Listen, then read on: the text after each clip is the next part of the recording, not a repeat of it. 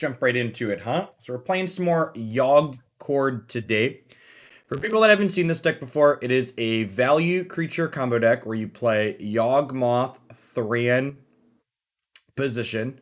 It has protection from humans, and you can pay 1 life to sacrifice a creature and put a minus counter on target creature and draw a card. And this combos with these undying creatures that we have. So we have Geralf's Messenger, Strangleroot Geist, and Yawgmoth. And you sacrifice these. You have 2 of these in play, and you sacrifice 1 to target the other one that already has a counter on it, because +1 counters and -1 counters cancel each other out.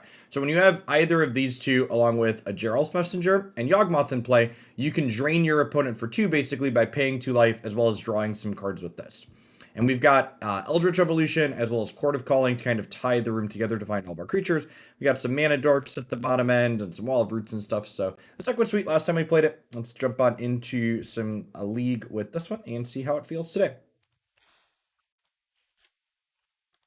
Someone asked, how many standard 22 decks are we playing today? We're only playing 1. We're going to do 1. We're doing two arena decks today. We'll do 1 historic and 1 standard. We'll do Naya Bard for standard tomorrow. We're going to do green-red Bard in historic today, which might be a flaming dumpster fire, but we're going to try. Is the brainstorm band set yet? Yeah, it should be this morning. Yesterday it was set to be this morning.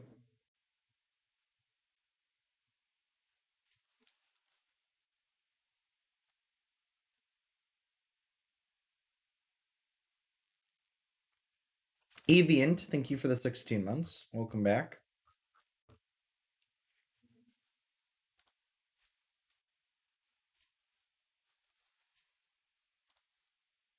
Yeah, this deck, one of the things I always like to comment on, people like to compare this deck to Kiki Chord, because I played a lot of Kiki Chord, obviously, and this deck really isn't comparable to Kiki Chord. Kiki Chord is a value mid-range deck with the combo finish, whereas this is more of a linear combo deck that sometimes has a mopey beatdown plan. So occasionally you'll beat people to death with Strangleroot Geist and just casting Geralf's Messenger, but that's definitely more the exception than the rule. Tumos with the title of the oldest sub on the channel, 71 months. It's quite the duration. Welcome back. It's been a long time coming.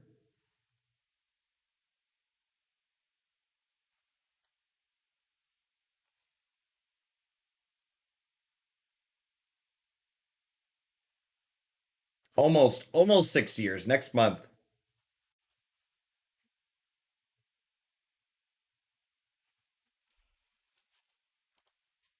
I'm pretty sure that's the same duration as my sub to my own channel. Yeah. Tumos was subbed the very first month. Not sure how I feel about oldest stuff. It's a prestigious title. So since my 2/1 can't attack into Dreadhorde Arcanist anyway, I guess we'll just play Wall of Roots as blocker. Not that really does much. This is going to get 2 flashback spells here. They have some discard spells. You're going to be in trouble. Well, they didn't have a discard spell on 1, so, fingers crossed. Burning Inquiry. Right. One of those, can you believe they put die rolls in Magic the Gathering cards for sure. After 10 years, I become a common law sub. I'm going to push my wall off a cliff here.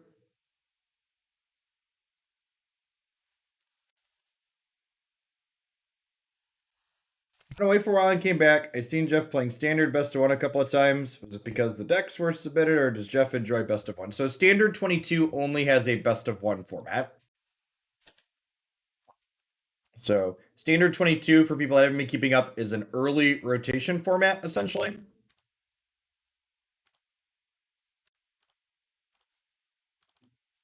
I was gonna double Strangleroot Geist here. Pierogi Addict, thank you for the 5 months. I appreciate that. Welcome back. So I greatly prefer Magic as a best of 3 game, but I also like playing a variety of formats, and regular standard is not good.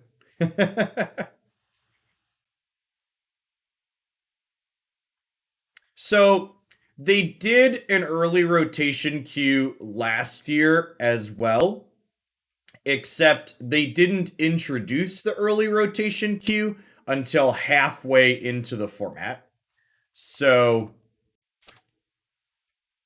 the fact that they had an early rotation queue right when AFR released is definitely an acknowledgement that they understand their current format is not good. Oh, their Waste Not Burning Inquiry. That's funny. Sensen, thanks for the 17 months. Welcome back.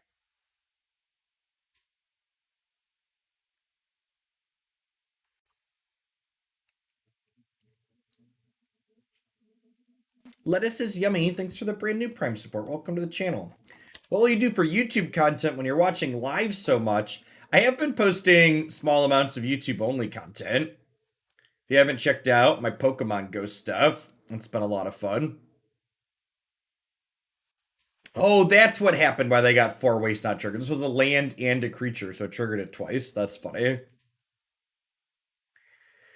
All right, so I think we attack for 4 here, and then drop Jerry.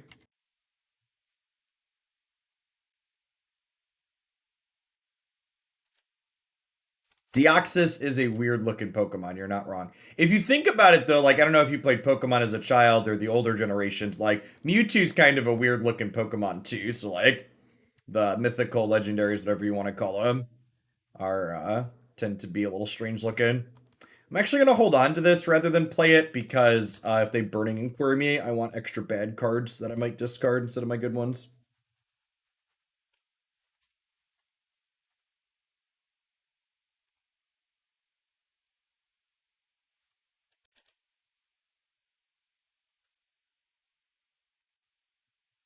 Speaking of Pokemon, I spent a number of hours playing the new Pokemon Unite last night, and it's actually pretty good. Fit it into the schedule later next week, I think, or maybe this week. If we finish, I think we're gonna finish Uncharted 2 tomorrow afternoon. Maybe we'll do a little bit longer. Should we do some Pokemon Unite after? Pokemon Unite is a Pokemon MOBA. It's the same genre of game as League of Legends or Dota.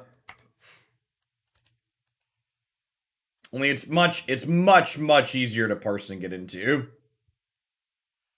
You think Black Green Elves is a reasonable pick for a modern GP? I think if you're not registering Ragavan, you should just follow your heart and play whatever you'd like to play. I'm gonna start by attacking here. So I have the combo set up, but they could have a removal spell, so I'm just gonna attack to start to see if that baits any removal out of them.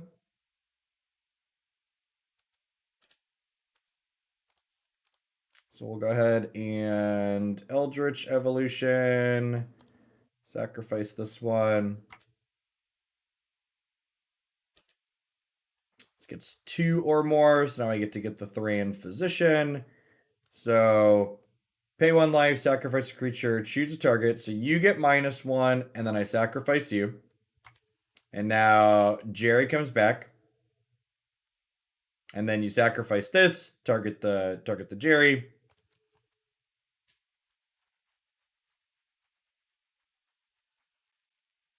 All right, so my opponent is playing Waste Not. So they probably have discard spells, right? So Veil of Summer is probably fine. They have Fatal Push too.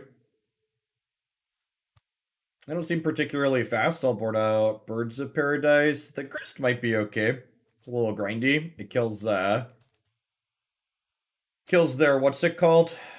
Their Dreadhorde Arcanist.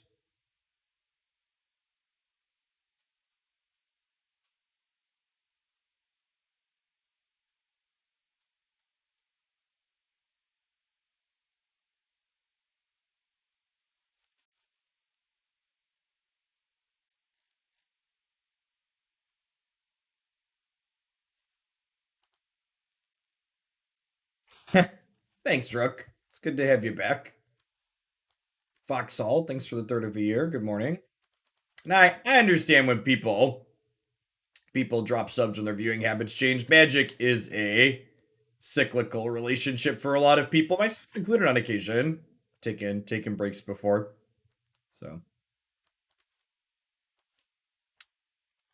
we're trimming the wall of roots here. I just want a little bit higher average card quality against a deck that's gonna have discard spells.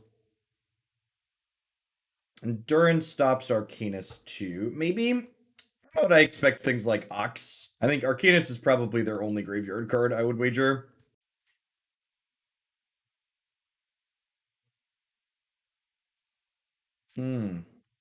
That's pretty good. We do have there's one copy, our copy of Reclamation Sage is in our main deck today. So I do have an answer to this in our deck right now.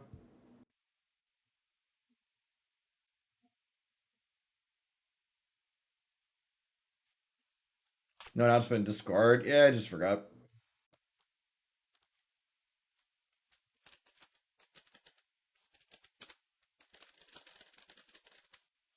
Thanks for the poke.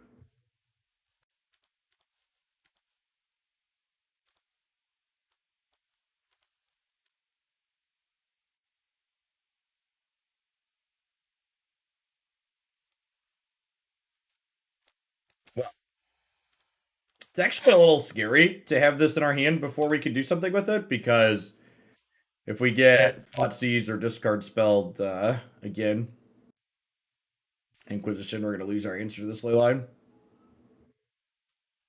Something that's good to note here is that Zulaport Cutthroat.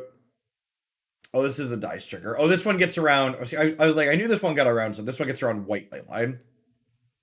That's what it does. Each opponent.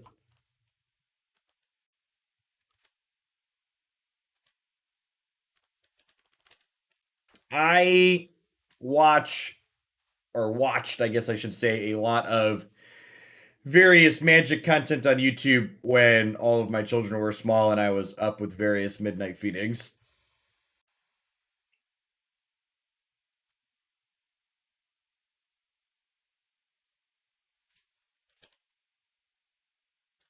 All right, well, we skillfully kept.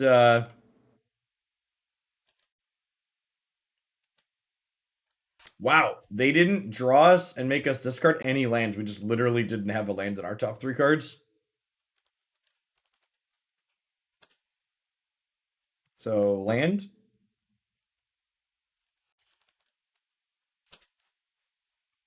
Fortunate. Honestly, we're probably dead here without mana and our graveyard cut off.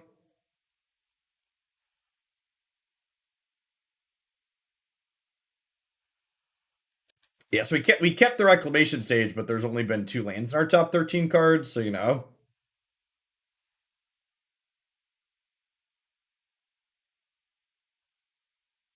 You got a Delve card, or is this the Torok? Oh, Croxa. Yeah, we're pretty good here. Our Croxa deck. Do I want Endurance for a Croxa deck? I don't know that I do. This card 2-for-1s ourselves as well, which is not great.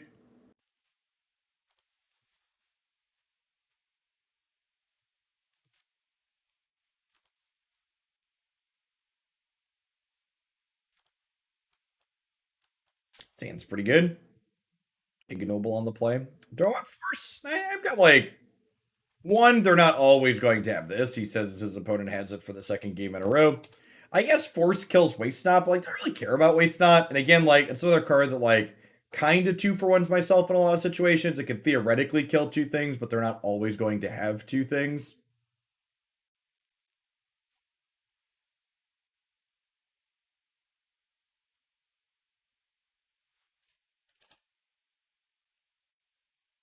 All right, well, that makes my what am I casting next turn decision easy.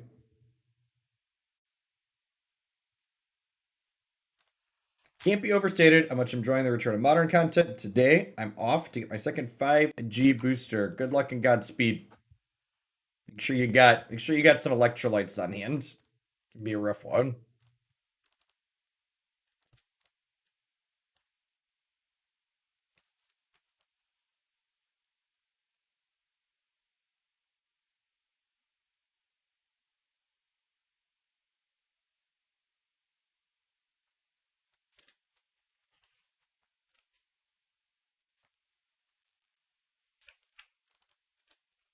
Okay, so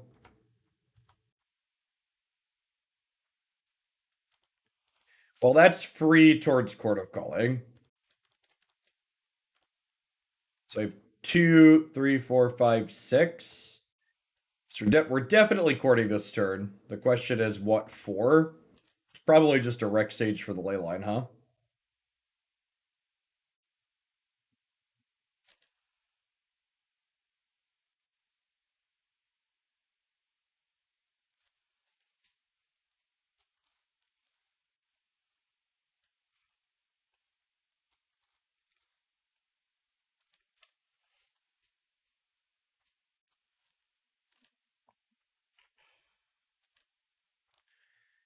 Have some mana.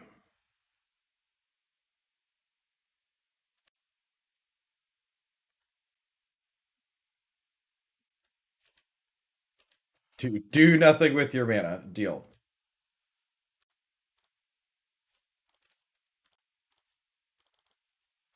Horn and Lion.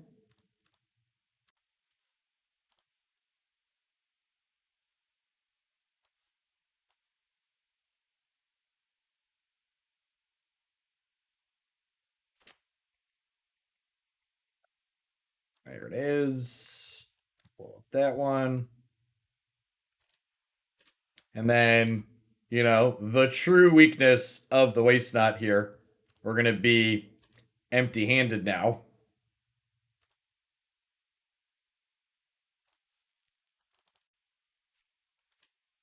So their card just like doesn't really do anything. When we're stumbling on lands, Waste Knot is like not bad. But like in a situation like this, which is like an average Magic case situation against their deck where we get to top decking and we got to actually play our spells, it just doesn't do a whole lot.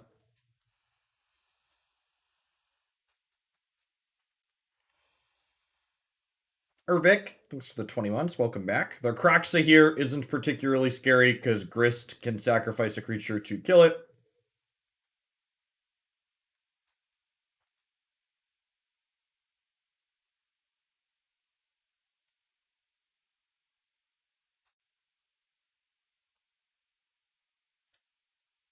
It's pretty good.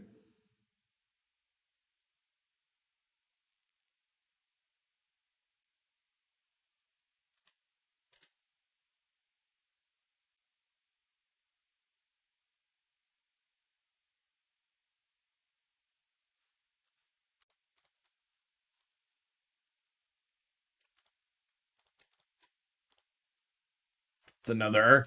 That's another reason, like talking about comparing this deck to Kiki Chord. The fact that this deck is more linear means that um, it gets exposed to hate cards a lot more than Kiki Chord does. Things like this deck cares about things like Anger of the Gods a lot more. It cares about things like Ley Line of the Void when trying to combo.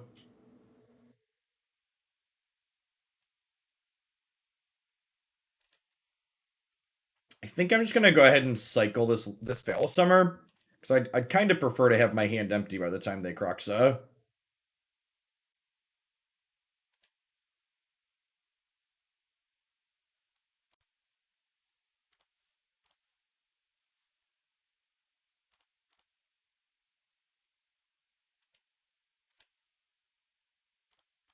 Just here, letting us power through the anger nicely. I'm gonna wait on cycling the Nurturing Peatland until their end of turns. That way I don't have a card that they can discard. I don't want to like draw like a Thran Physician, for example, and not be able to cast it.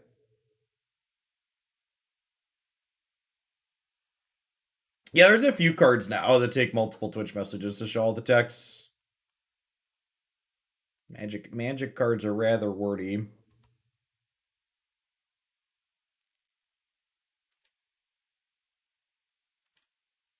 Yeah, they're actually dead on board if their last card's a blank, right?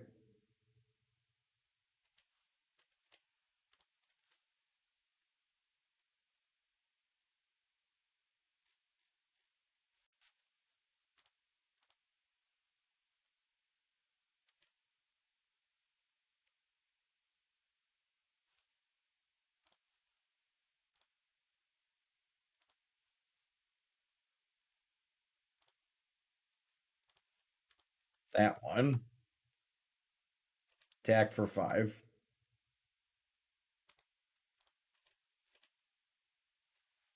They have a removal spell?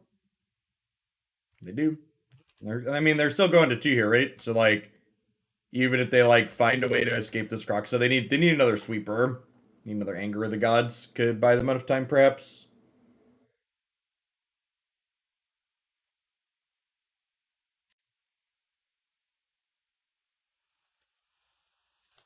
Yeah, Grist was really good.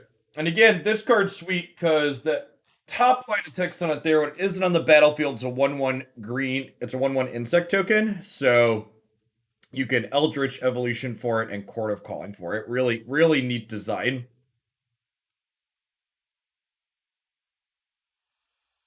There's only one creature in my graveyard.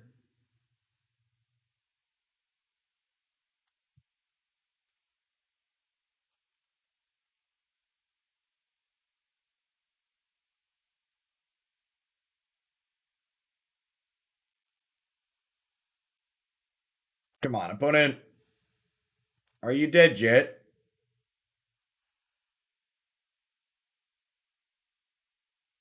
Yeah, I think Grist would be a sweet addition to Historic. It's a really, really great design. Got me. Tank, tank, tank, tank, tank. Finally cast my card that means you're still dead. I guess they could technically draw with Castle Lock Thwain, but I don't think they can do anything with just 2 mana left over afterwards, right?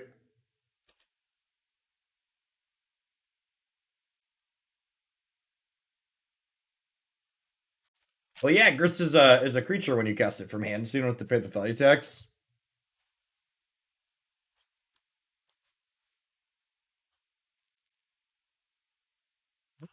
Solid start. Got to opponent had a bunch of hate cards. We are able to power through it anyways. So that's nice. It might be right to have a second Reclamation Sage in my 75.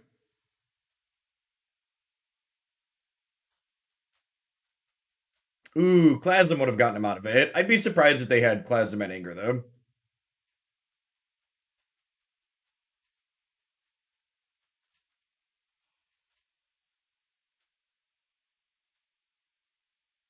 Is the Black Fog in Modern? It is.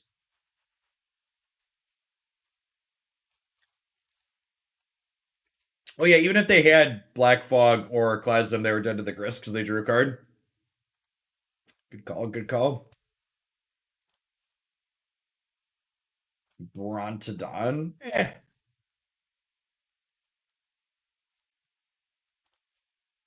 I think Rex Sage is quite a bit better than Brontodon. Generally speaking, you don't really need that type of slot to brawl for you.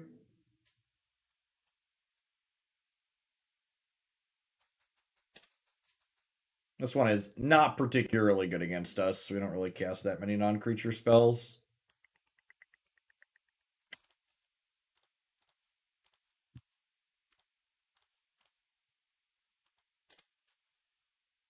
It's hammer time, chat. All right, do you have it? Are you about to attack me for 11? Yawgmoth. Yawgmoth's actually pretty decent in this matchup because remember, in addition to being a combo enabler for our deck, this can also put minus counters on my opponent's things at instant speed.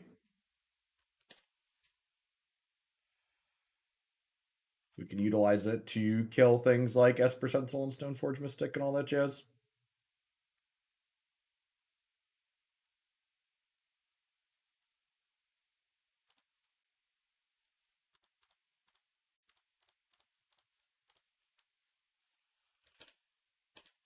To attack for 3 here.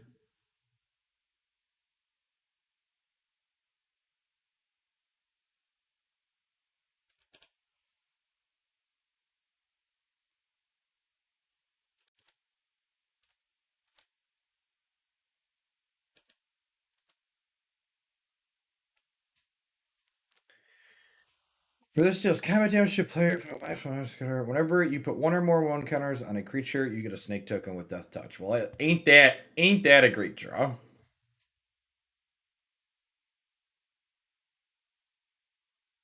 So Whenever this puts a counter on something, we get a snake, which means we get to put more counters on things, which is pretty good. I'm gonna stop on my opponent's turn.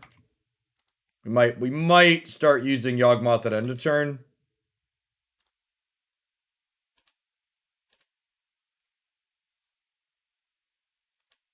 I guess I could do it proactively, because if we do draw into a Geralf messenger, we kill them, right?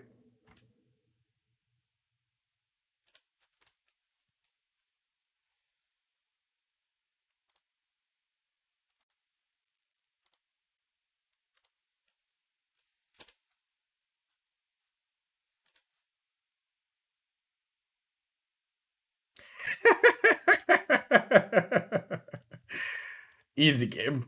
We're obviously gonna have a lot of draws at it there, but it's convenient when it's just like tap the top of the deck. This one.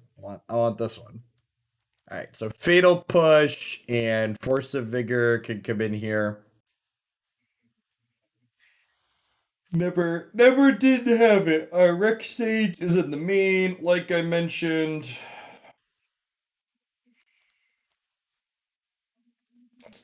What's the trim? Is Grist is probably a little slow, huh? I can attack it down.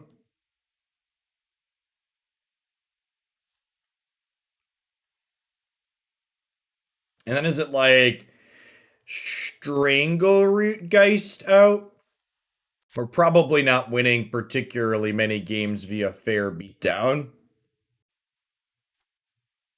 So the combo is based around Yawgmoth putting minus counters on your things that have undied.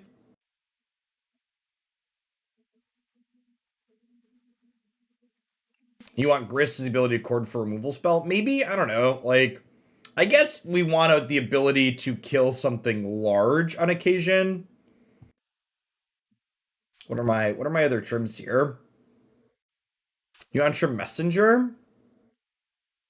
I feel like I'd rather cut all the Strangleroot guys before I cut messenger. I also don't know that I necessarily want to go down to 8 undying creatures.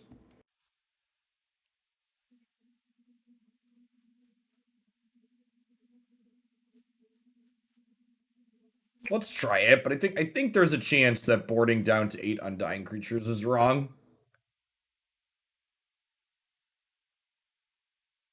You need like 2 undying or an undying and a Vizier.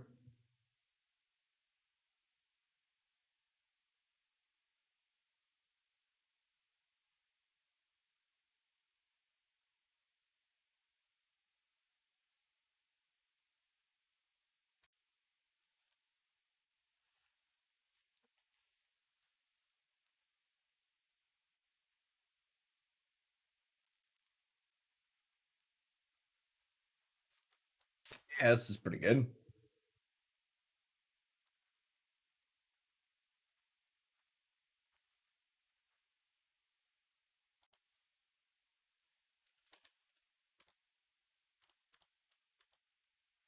Horn and Owl.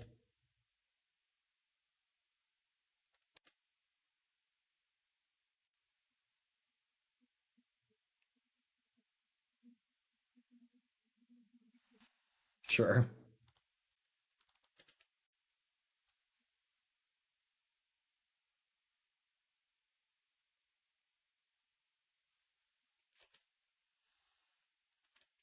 Do they have a way to? Oh, they're just getting cranial plating. That's interesting. Huh.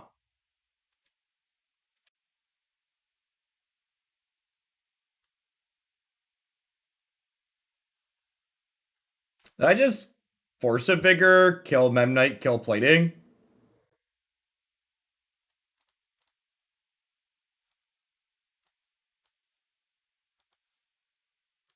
I think I do, right? I think that buys me enough time.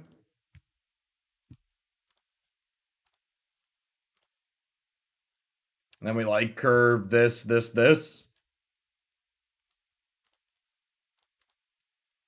be fair, the opponent's not playing Affinity. If you want to see actual factual Affinity, we played that pretty recently on stream. It's decent.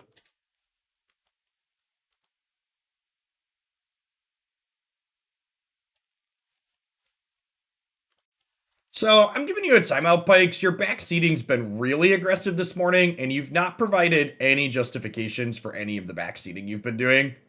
It's kind of unappreciated, so I'm gonna give you a 10-minute break.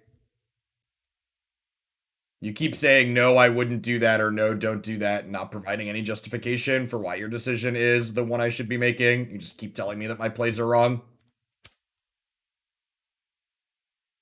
More in Full Metal.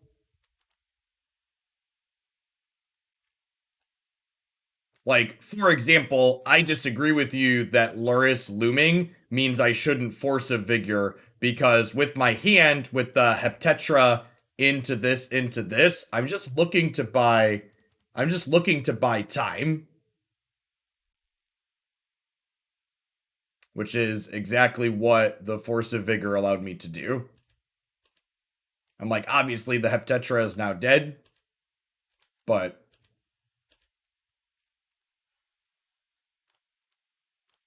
that's my line of thinking. And I can't really engage with whatever your line of thinking was because you didn't provide any justification to me. I think I'm just passing here because I don't want them to equip cranial plating to Luris and attack me with it. This forces them to put the cranial plating on the Inkmoth or the Ornithopter.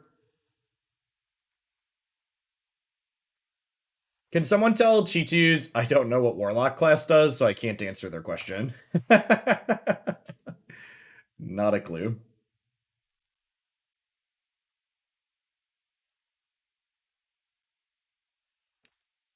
Forever like, thank you for the 11 months. I appreciate that. Welcome back. Good morning. Good morning. Use the form.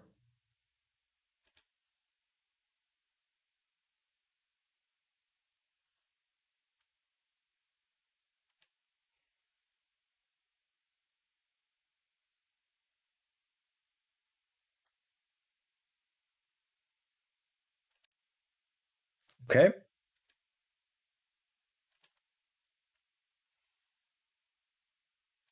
So I'm actually just going to take the hit from Yawgmoth Exis here. Oh, they are moving the cranial plating. Yeah, I was actually surprised they put the cranial plating on the Yawgmoth. Because I was just gonna take the hit. Because I wanted my life total to stay high. And then here I'm going to kill this now, so I take one less damage here.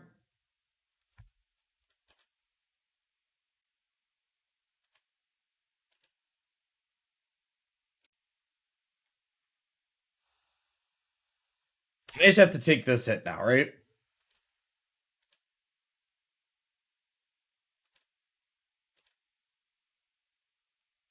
Nice. Okay, so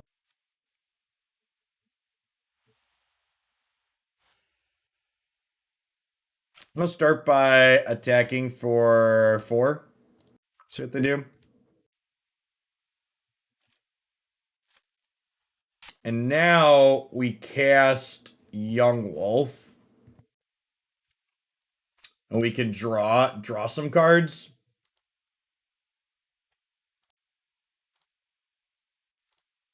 So we target the Geralf. We can't kill them here because they have more life than me currently. But I could find something that gains me life. Okay, and you also have this happen on occasion where people concede because they don't understand your combo. I think we're likely to win from here because we could draw something like a Zulaport Cutthroat or an Essence Warden or a Chord of Calling to find those things, but my opponent actually isn't dead on board because I can only drain them for 2 for every 2 life I have. So because they're at a higher life total than me, I actually don't win from that spot. I am probabilistically going to win, but they were not dead on board. So again, the combo for people looking at it is you have Geralf's Messenger plus Yawgmoth Thran Physician and then any other Undying creature.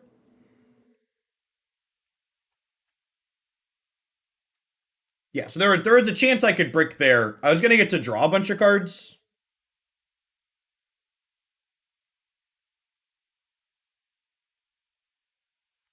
Innkeeper over Essence Warden is an interesting idea. I like that. I like that thought. Is it playing Spell Stutter Sprite? Maybe. I guess that doesn't sound terrible in a world full of hammers and Asmodeus.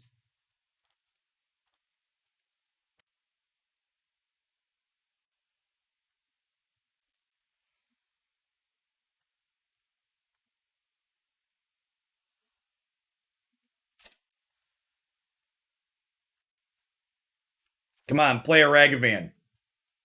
Rude. If they played Ragavan, we were going to play Ragavan's greatest enemy, chat. The Yawgmoth. How is your $140 Ragavan ever supposed to keep up with Yawgmoth, chat?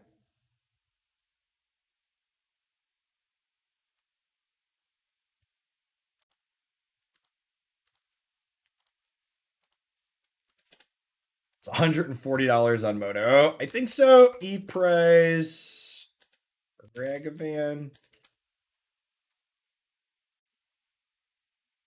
130. Confirmed Yawgmoth should be $150. Exactly. See, you get me. All right, so I'm going to Essence Warden into Yawgmoth here. I don't want to play the Khalni Garden because then I can't play Geralf's Messenger next turn, whereas sequencing my lands this way means I have a chance that I can play Geralf's Messenger next turn. All right, so they're playing Death Shadow. Got it.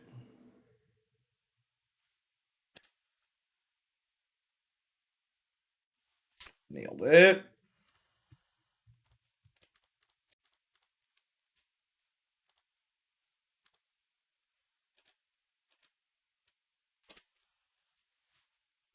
Something that's kind of fun with Khalni Garden is that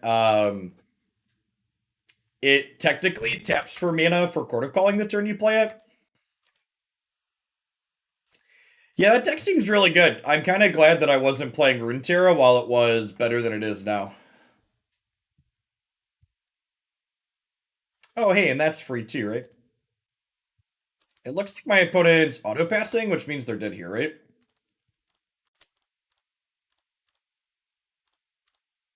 Because this Chord gets Yawgmoth. Yeah, definitely auto-passing. This one.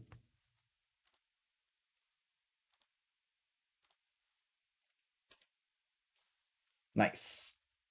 Yeah, I do, like, someone else commented earlier that, like, they felt this deck was really underplayed based on its power level, and I definitely think that that's true.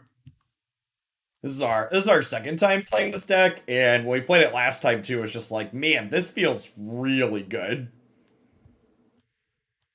And definitely having that feeling again here. So sure. Nah, I'm gonna leave the Rex Sage in. There's a chance they're a Leyline in the Void deck, and I think leaving one in to cover that just in case is good. I'm gonna board out Birds of Paradise and Essence Warden. I'm gonna trim. So I think there's some Wall of Roots here. The opponent's kind of a fair deck, and I want to just make my average card quality go up. And we'll bring in an extra Grist as a removal spell, a couple of Fatal Pushes, a couple of Veil Summers. The red black monkey deck. Yeah, I'd believe that. And honestly, just magic economy things is like having a bad matchup against the deck that requires $600 worth of Ragavans is like probably not that big of a deal at the moment. People are priced out of playing our bad matchup. You love to see it.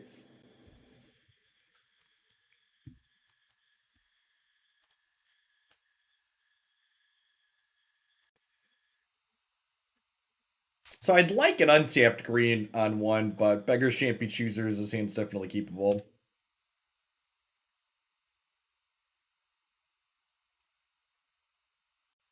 I don't know that I'm convinced that this is an ideal land to be playing.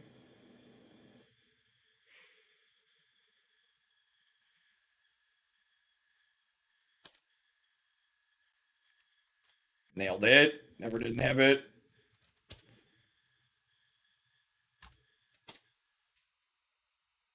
The Khalni Garden is obviously perfect, chat. Never doubted it. Never doubted it for a second.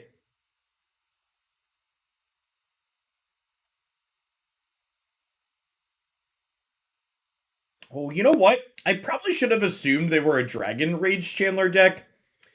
The endurances are definitely coming in if there's a game 3.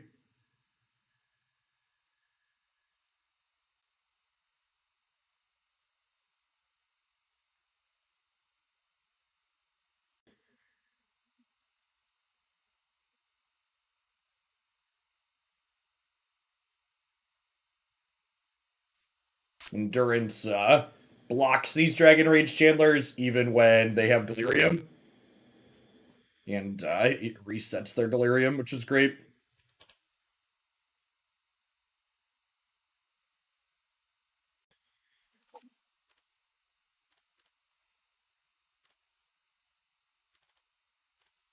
So they didn't take my Veil of Summer, which leads me to think they... It might be right to not hold this up. If they cared about it, they probably would have taken it.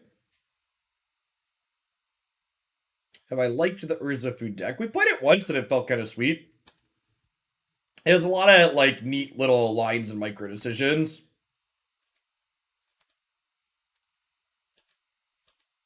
So I found that the deck is very satisfying to play with. And just cycle this since they cast Shadow.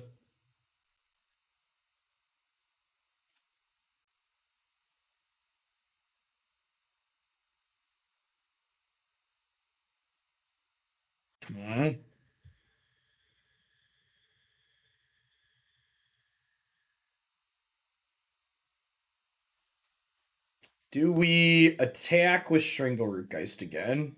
Probably. I need to pressure them, right?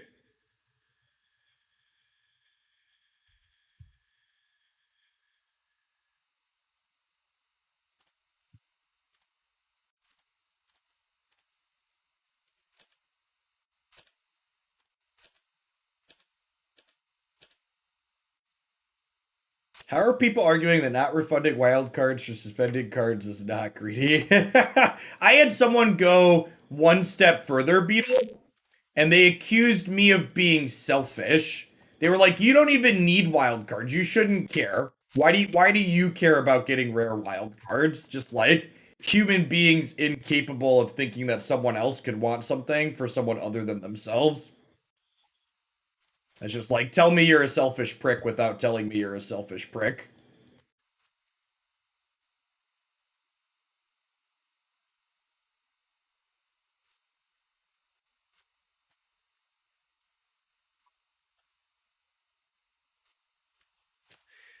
All right, I'm gonna trim the Rex Sage. Maybe a Chord of Calling comes out here. Well, I guess fishing this with endurance is pretty good. I am trimming Wall of Roots, which makes Chord of Calling markedly worse. It is just the chord. I mean, like, to be fair, rare wild cards aren't really the equivalent of money. Like, I personally literally have no use for rare wild cards. Like, my bottleneck is mythics. If you load up my arena account, you're gonna see almost 200 rare wild cards sitting there. I don't need them. The reason why I push back on things like, hey, you should get wild cards for these things that you can no longer play with is because people at home don't have that same privilege I do. This is keepable. This Khalni Garden looks real bad here again. If this was a land that could cast this on one to stop a Thoughtseize, I'd feel a lot better. They also, like, if they have Dragon Rage Chandler, they might wait a turn to Thoughtseize, which would be nice.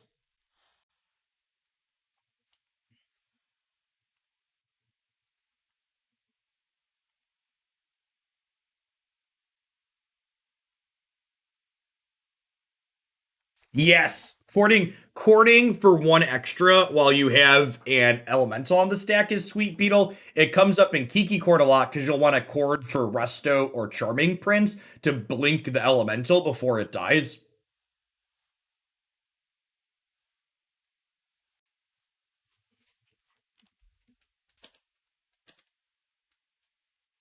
How often is this useful? It often reads draw a card is the reason why you play it. Because you'll frequently have a Yawgmoth in play, so it basically makes this land draw a card.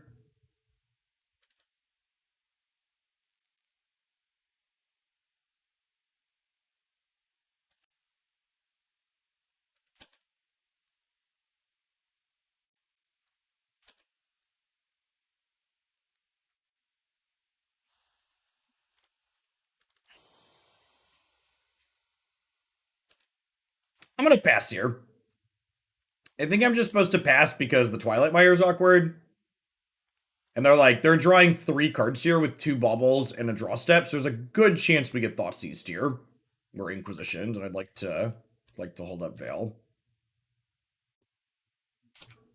This is where the magic happens. What deck am I planning to play in Runeterra? I think we're gonna start with Ashkin Severe. And we'll see where our lives take us.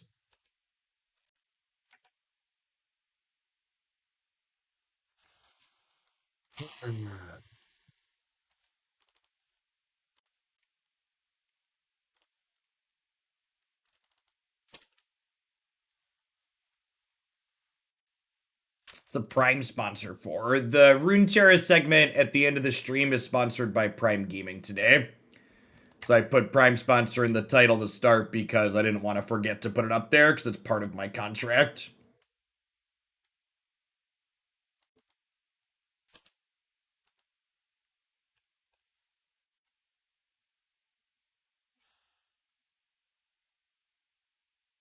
Missed a point with Exalted. I didn't. They would have killed it with Unholy Heat.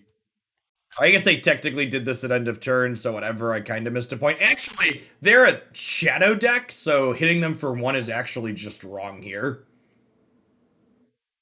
I didn't think about it, but thinking about it not attacking is correct.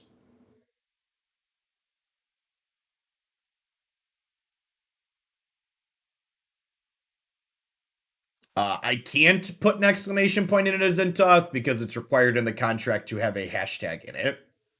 Yes, Runeterra has the most consumer-friendly monetization model of any digital card game in existence. Whenever you spend money in Runeterra, you get exactly the cards you want and nothing else. Runeterra does have random card acquisition via the free-to-play model that they have, so there are chests that open random cards, but you don't spend money on chests ever. And even their chests allow you to kind of focus what you're getting, because you can pick which region that your chests are coming from. What an incredibly awkward game of Magic.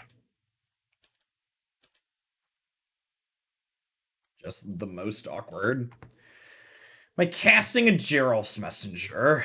I think so. I have Fatal Push for their first shadow anyways, right? He says before his opponent plays 2 shadows.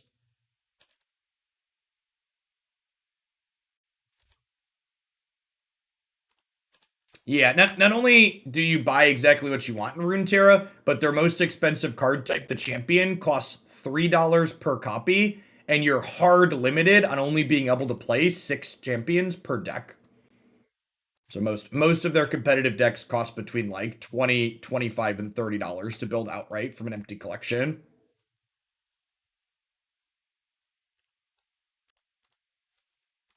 Alright, we're gonna start here and see what they do.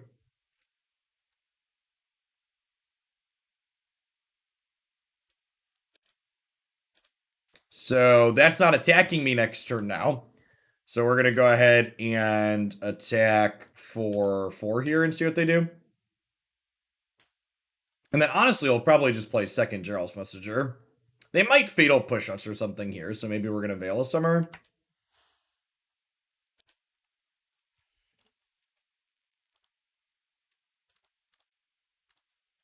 If they have a sweeper, we're going to be in trouble because Nihil Spellbomb will be able to exile my Undying creatures in response. They're going to take Messenger out back and drown him in the lock. Ah, yes, the classic Nihil Spellbomb drown in the lock combo deck.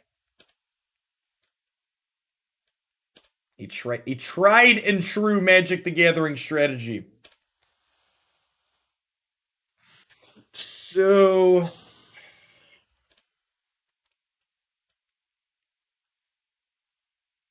I think the plan next turn is Eldritch Evolution Yawgmoth into Grist, because I have a second Grist in my deck right now. They have discard spell for Veil of Summer. Yeah, and then they have another draw in the lock, we could be in trouble.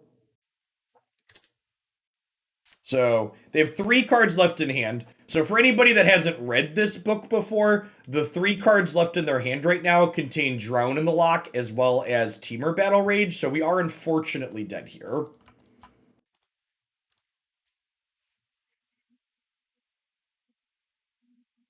Thanks for 27 months, Allendale. Welcome back. For people that are new to Modern and don't know how the Death Shatter deck works, I have spent years playing Modern, so I know how the Death Shatter deck works.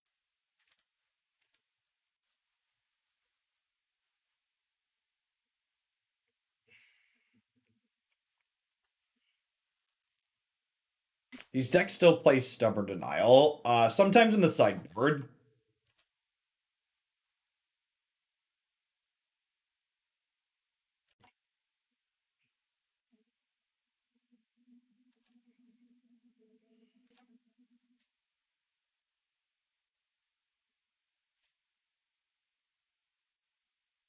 They didn't tap for red mana.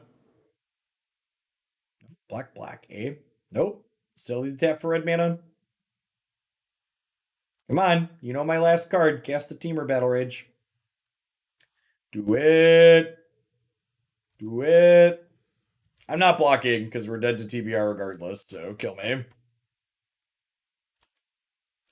Oh, baby. Oh, baby. Oh, baby.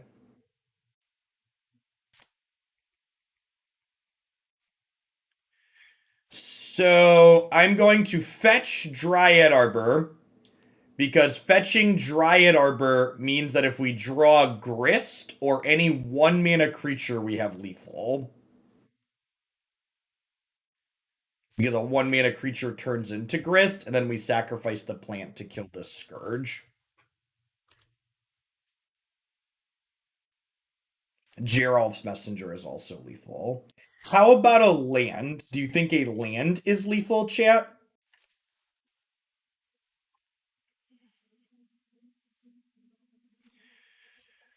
So many draws. So sad. So sad.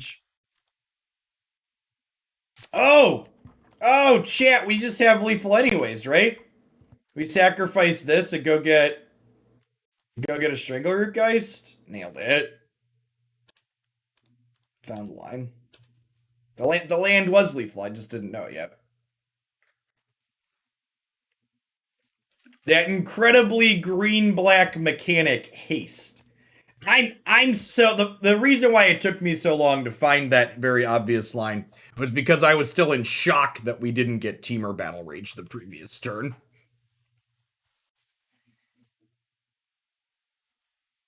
I wasn't quite sure what to do with my hands because they hadn't just killed us with the Battle Rage. Good spirit Strangleroot Geist here. Thanks for the 17 months, Osprey. I appreciate you keeping me around. Yeah, Modern's been good. A lot of cute things to do.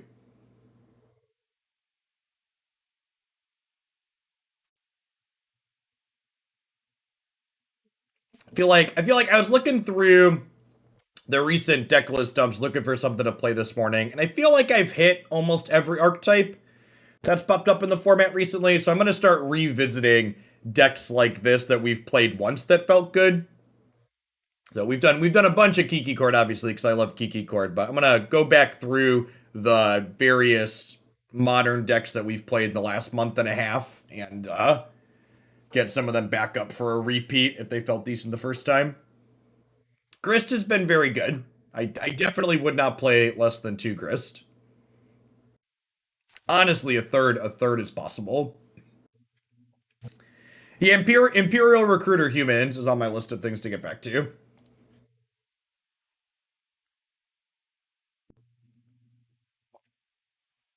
I think Rex Sage is just a good card right now. Are you aware that Rex Sage kills Urza's Saga? Because it does.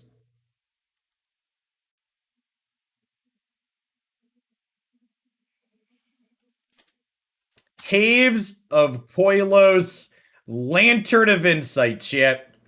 Today our opponent woke up and chose violence. Today our opponent woke up and chose violence.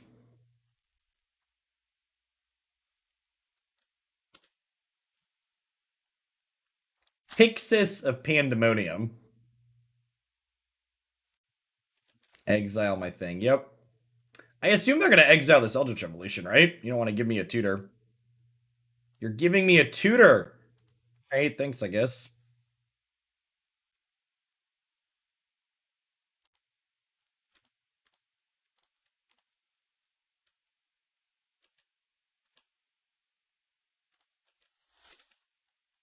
So we technically have lethal on 4, right? We get to play this on 3 into evolution for Yawgmoth on 4. And we kill through in Staring Bridge, so.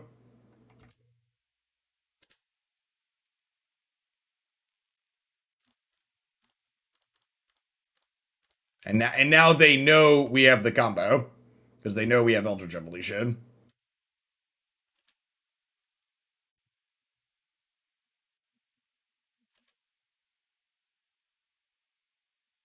You died to main deck Pithing Needle in 3 game ones. Yeah, I think it's pretty good.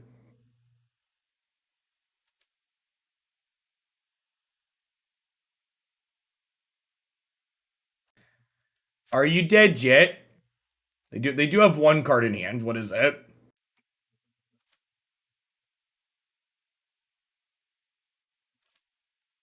Oh, explosive saves them, right?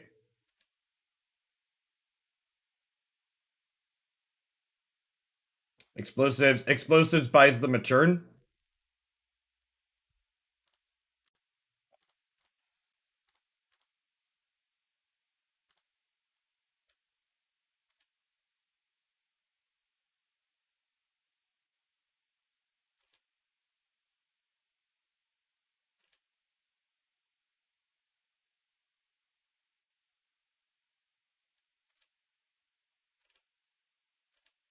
Yeah, so now I don't have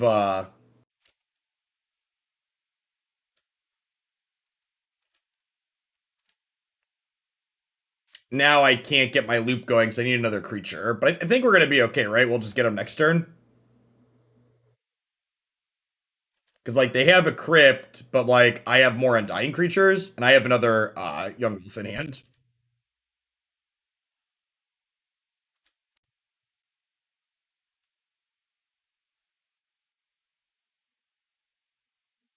I could have drawn a land and then used the wolf for the combo. Oh, that's a good catch. Yes, because we know the land's on top from their thing. Got it. Good call.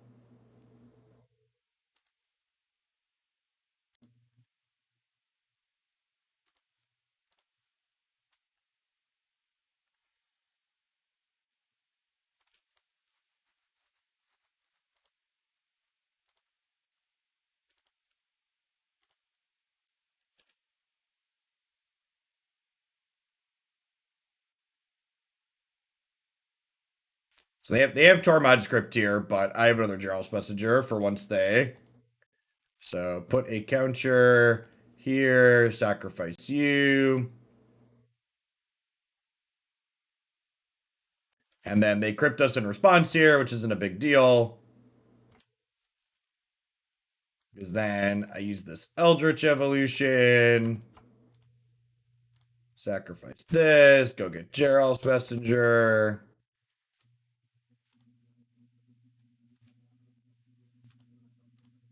Target this. Sacrifice this. And they're dead. Alright, so Thoughtseize is good here. Force of Vigor is good here. Do I want Gaia's Blessing in my deck? And Endurance? Is this a Gaia's Blessing Endurance matchup?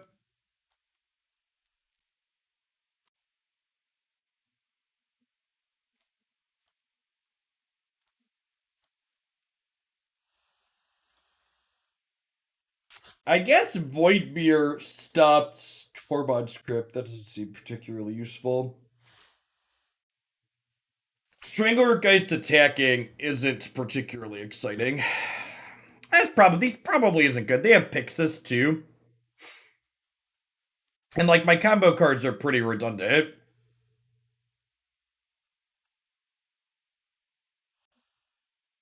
I mean, these can also shuffle cards that we'd like to retutor back into our deck, which isn't nothing, but I don't know if that's enough to play them.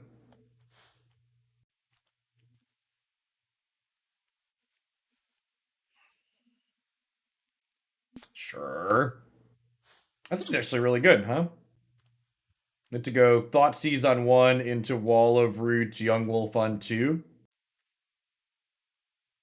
And we've got Chord rolled up for this is a Yawgmoth or a Reclamation Sage, depending.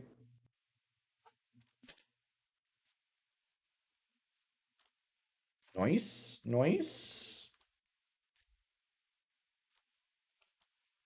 Really don't care about Ensnaring Bridge.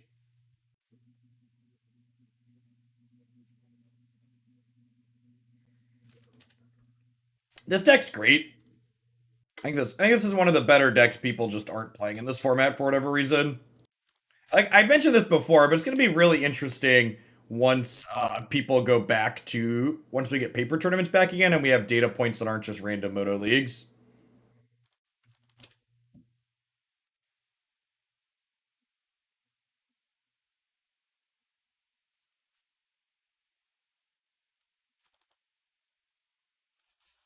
So what I want to do here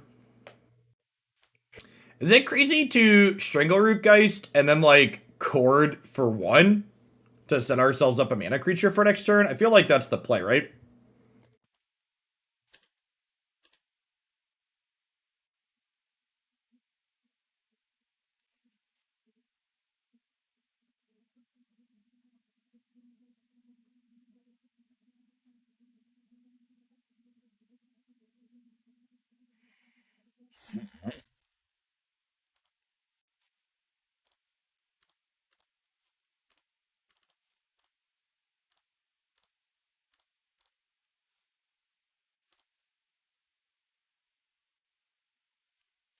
Grab ourselves an Ignoble Hierarch here.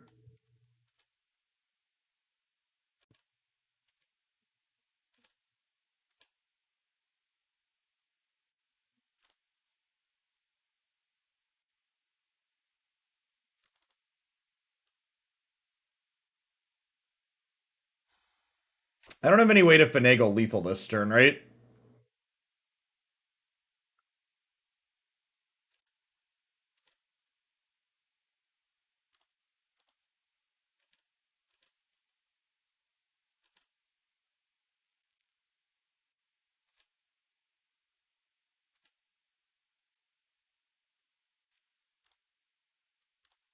All right, and then I'm gonna go ahead and play out Yawgmoth here, I think, and that sets us up for a lethal next turn.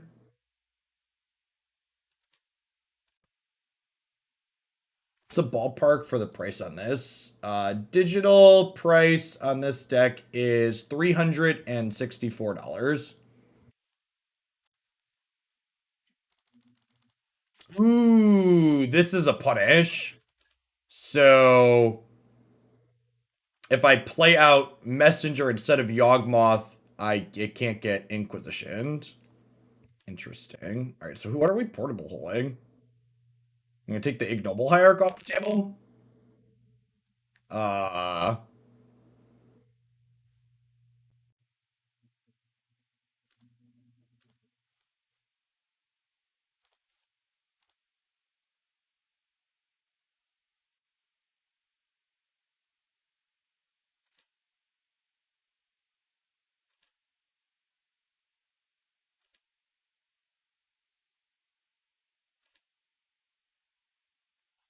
I think I'm cycling the Nurturing Peatland here.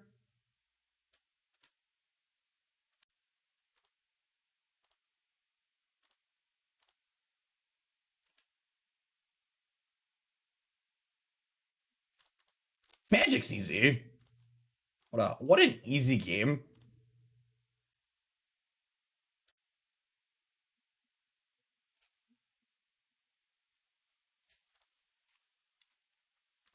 Right. Need some prizes, get to play. Nice chill fifth match.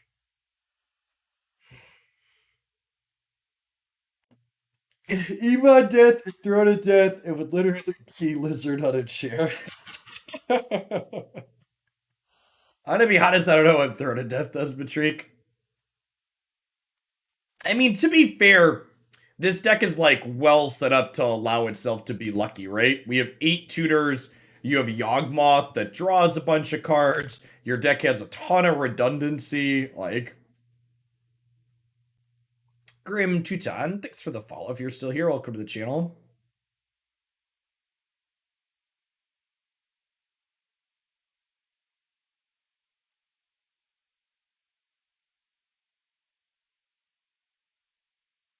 Yeah, this deck was great last time we played it too.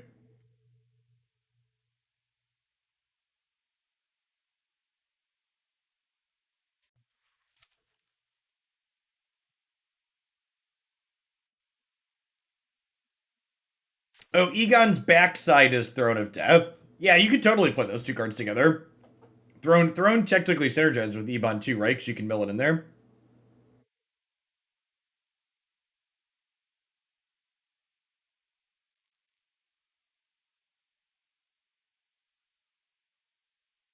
I'm not quite sure what your typo there is supposed to say, Sudayumi. Arena doesn't have downtime usually. Unless something's drastically different, Arena will have a patch this morning. It'll be a 0 downtime patch. So we're gonna roll right into Arena after this.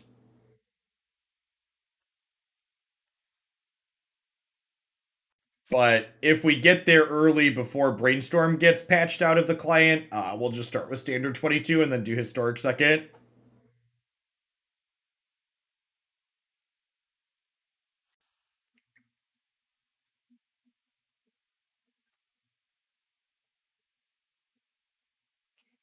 Magic Online will be taken offline in 1 hour and 45 minutes, chat.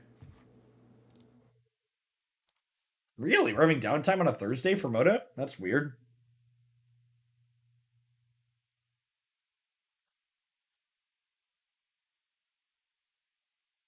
Yeah, I'd definitely take Pitch Elementals as another submission. And it might be one I get back to on my own too, but I'm going to work back through some of the older things first. We did that one fairly recently. This isn't amazing, but it's fine. Another Lyris deck. 37 months, Demir. They're updating Historic on Moto. Well, to be fair, Moto is such cryptic glacial software that they do have to patch the client to ban cards in a format, which is wild. Master Blaster, thanks for the brand new Prime. I know there's a lot of different places you can send Jeff Bezos money every month, but thanks for sending it this way this month.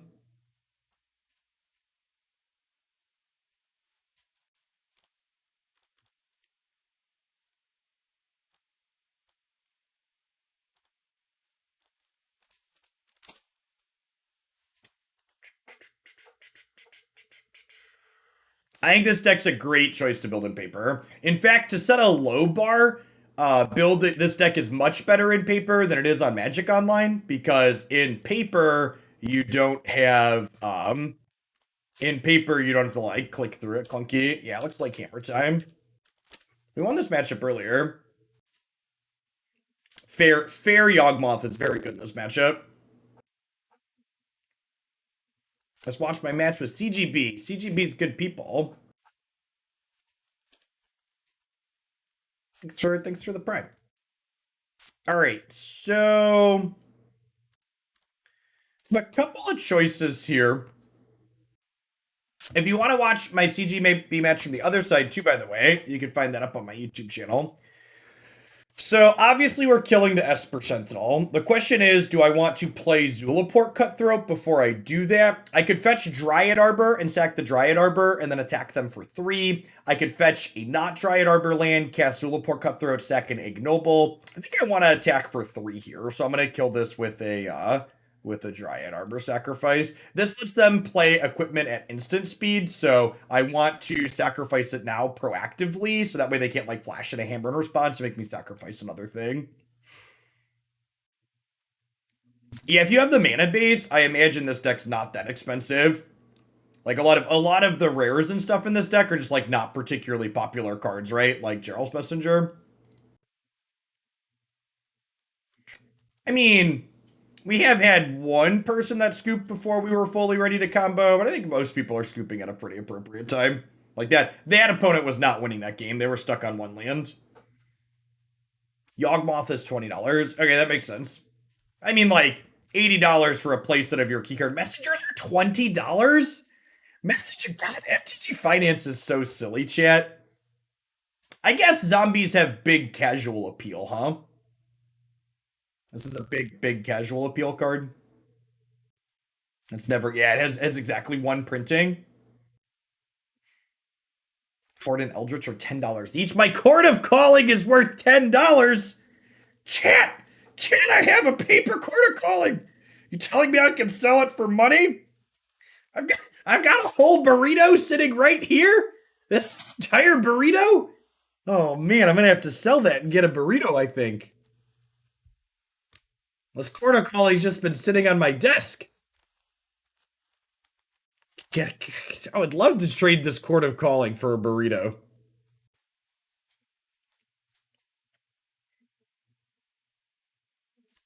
All right, what am I cutting here? I definitely want the pushes and the forces. Let's stop talking about burritos and finish sideboarding. I'm gonna cut a wall of roots and 3 Strangleroot Geist. So I think we're probably not winning this matchup via the fair plan. But I think I like keeping the 9th Undying creature in the deck. Have one on the house, keep the cord. Thanks for the biddy, Scissor.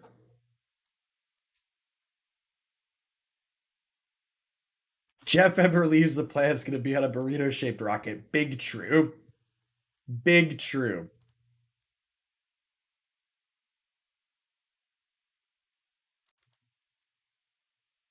This deck's about 750 to buy outright in paper. That is cheap for paper. That's big true. Speaking of big trues, that is.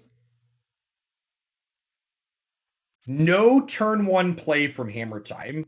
You love to see it. There's like a fatal push here. Nope, just nothing. I love a big fat nothing.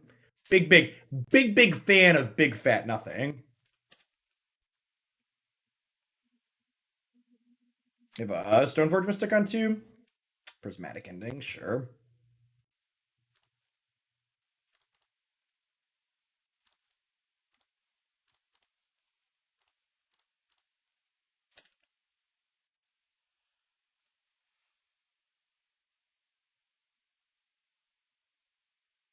So Saga, if they have a land, is going to start pumping out some baby tokens this turn. My opponent starts kind of slow, so it's not too scary.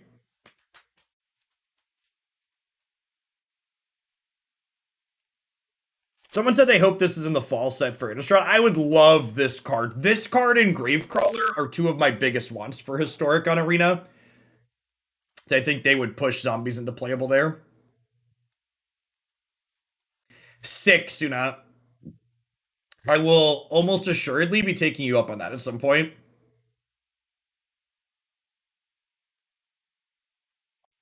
I am planning to play, assuming, and this is a big assumption, I guess, but assuming the Delta variant doesn't go incredibly crazy, I'm planning to play some Paper Magic at some point. But that could go either way at this point.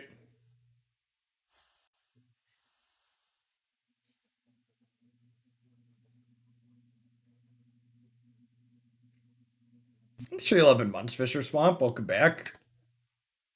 Yeah, so like, just because Paper Magic comes back doesn't mean that like I personally am gonna feel comfortable going to a tournament. Like, there's definitely some string of truth to things are coming back to a degree because many people are bored of the pandemic. So if the current trends that we are on continue based on the Delta variant, uh, we're heading back to a not good place. So, if you're out there and you haven't already, do your part and get your vaccination. The vaccination is important that we hit herd immunity so that way we can stop community transition and stop mutations with things like the Delta variant.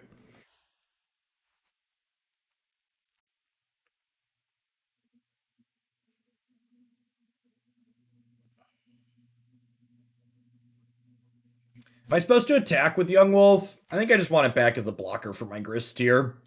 Grist making a creature every turn for Chord of Calling has also been excellent.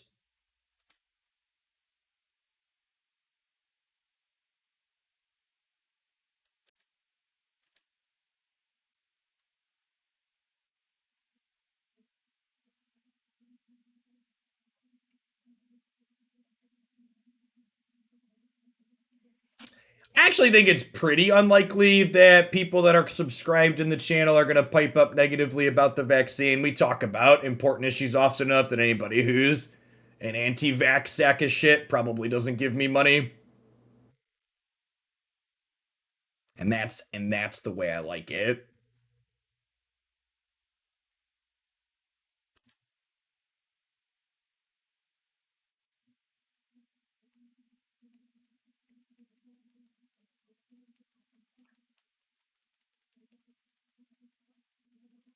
Pithing Needle. So I assume this is naming Grist. They're naming Yawgmoth. Okay, deal. Hangman, thanks for 37 months. Welcome back. So, and I see people talking about traveling to Florida. If you are traveling to Florida or in Florida, make sure you stay safe. About little under 20% of the new Delta variant cases in the United States have been in Florida. One state out of 50, almost 20% of the new cases coming from. And I'd also wager significant amounts of money that Florida's underreporting because Florida has gone after people posting metrics before.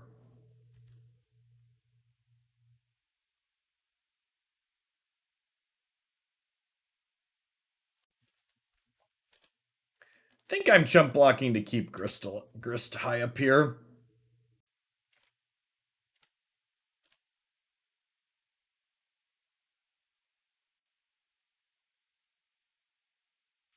Sanctifier and Vec. Are we cold to this card?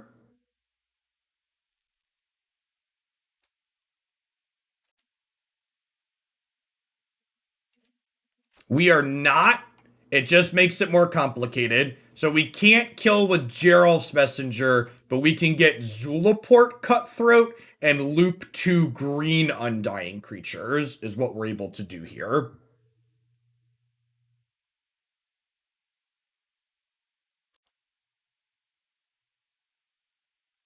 I don't have sympathy left in my body for people who are anti-vax for any reason. I believe that there are people out there who maybe at their core aren't bad people that are anti-vax, but like at the end of the day, when push comes to shove, the damage that they're doing to my country and the risk that they're putting on other people who are immunocompromised and children who aren't eligible to the vaccine means I don't give a shit why they are the way they are. They're doing something terrible and they deserve to be chastised and ostracized for doing something terrible.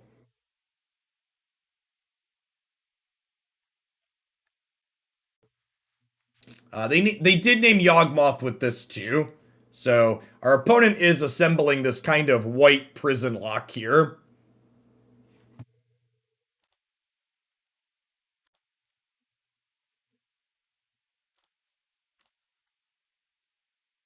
The vaccine is untested and causes great harm. Fuck off into the sun, you giant anti-science moron.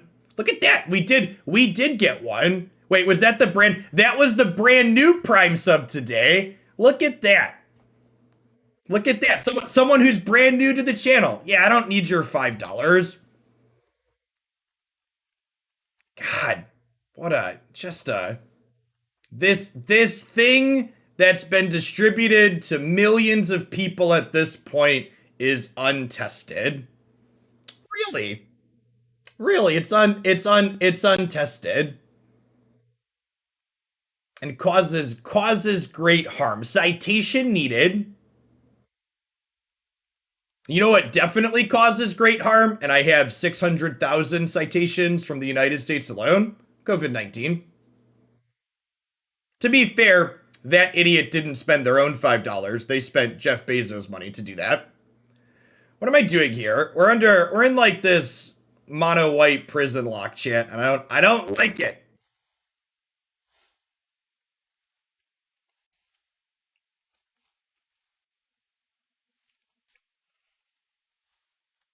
I have a Rex Sage, yeah.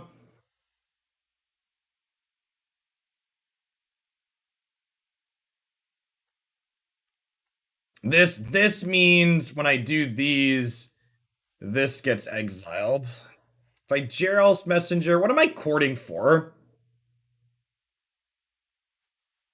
Yeah, I think it's like chord for Rex Sage untap evolution is the line we're going for here, but I don't really know how we begin to put something together. I suppose killing Pithing Needle is the start because it unlocks Yawgmoth being able to draw cards for us. I think getting Rex Sage and then turning Rex Sage into Yawgmoth is the starting line here.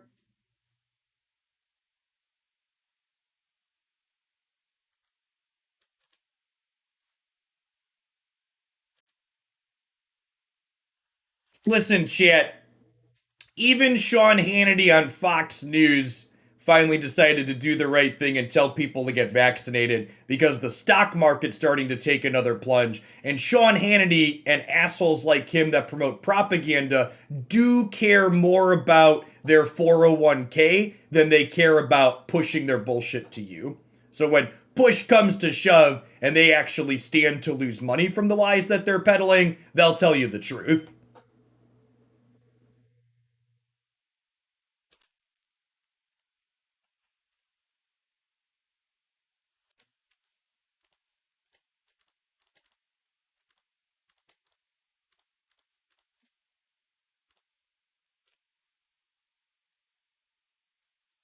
So Sanctifier stops your Geralf's Messenger from coming back into play. It exiles Geralf's Messenger when it goes to the graveyard.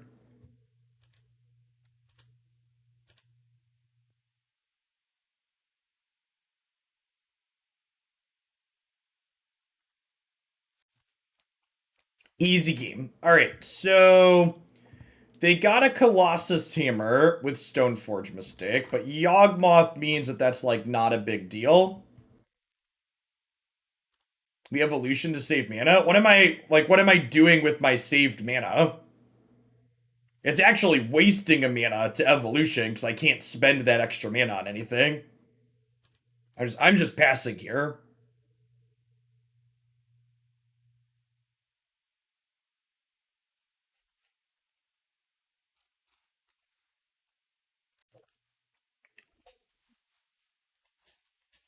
Sanctifier doesn't stop the combo. If a black or red permanent spell or card. Oh, not on the battlefield? What a weird templating. Not on the battlefield. Huh. This card has so many words.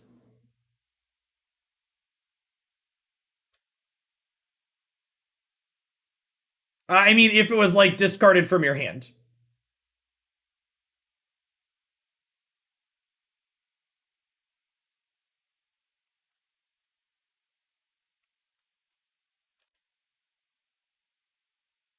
Or milled with a dredge card. The vaccine will not make you capable of reading Magic the Gathering cards. You will still be terrible at it even after your second shot.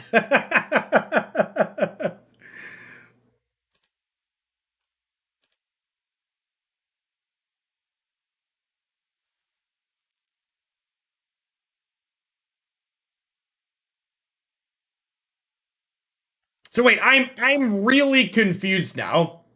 Am is if I sacrifice Geralf's messenger, does it go to the graveyard or no? Can someone explain to me? I genuinely don't understand. Does this undie?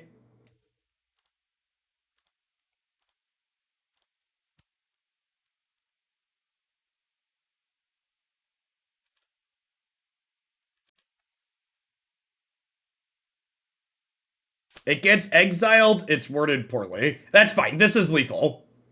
This is a lethal young wolf, chat.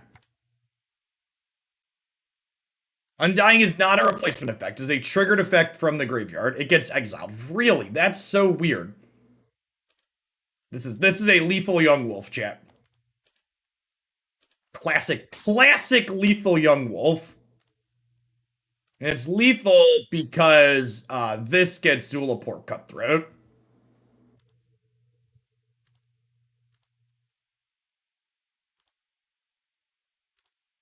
So you sacrifice this, they lose one. This comes back, and now you sit there and loop young wolves back and forth with the Zulaport Cutthroat. A lethal young wolf equal a very good boy. Yeah, something like that. This is great. Like, what a fantastic. That was like a legitimately easy 5-0. Like, really strong showing. Hot knife. I think we 4-1 last time, if I recall. We actually lost to Aspiring Spike playing Red Black Monkey, which I think is a bad matchup for this. Anywho, I think the only change I would make after playing that set is I definitely want a second Reclamation Sage in the sideboard.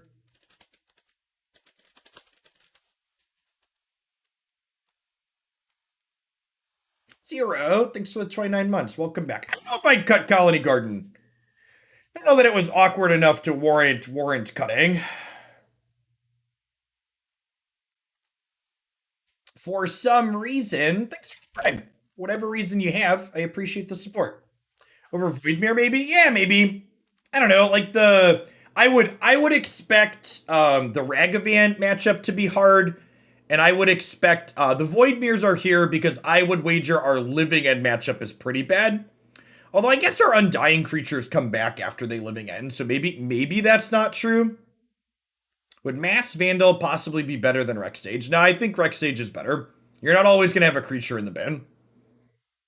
Hey, Rad, thanks for the 19 months. And thanks for queuing up 3 months in advance. I appreciate the confidence and the longer term support. Yeah, I don't know. Honestly, I wonder if maybe these Veil of Summers aren't worthwhile. Like this card was like super awkward in the games that I brought it in, which is kind of funny in a way that like this card's not in my Kiki Chord sideboard, and I kind of feel like it's not great here either. I kind of just want more cards that play to the board. I think I'd cut these Veil of Summer, and I think I'd probably play a third Grist, honestly. And what do I think of Grist? Grist has been great, and I honestly think Grist is one of your best cards in the fair matchup. So I think I'd do this. I think I was pretty happy with this main deck. Maybe this Essence Warden. Oh, you know what? Someone in chat had a good suggestion that I think is really good. I think Innkeepers actually gasoline over Essence Warden. So fills a similar role in gaining you life when things come into play, but it ramps you into turn 3 Yawgmoth if you don't have another accelerant, and it Eldritch Evolutions into Yawgmoth. So having more things that cost 2 has value because you often want to evolution up into this 4 slot. So I think I like the idea of of Prosperous Innkeeper over the Essence Warden we've been playing.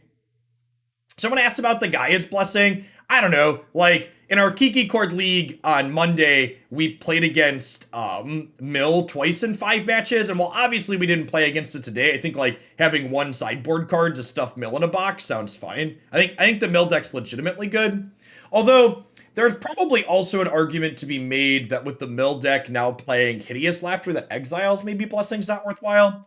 I can go either way on that. If you don't expect to play against Mill, you can easily cut this, but I think I like one slot to respect Mill.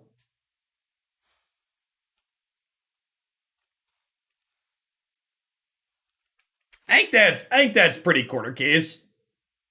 You know this. Usually you can chord for excess here. So yeah, if you're looking for a sweet. So again, just to close, there's this deck and there's the Kiki Chord deck that I've played a ton of. And the baseline comparison between these, if you're an old Modern hat, this deck is basically the latest variation of Melira combo.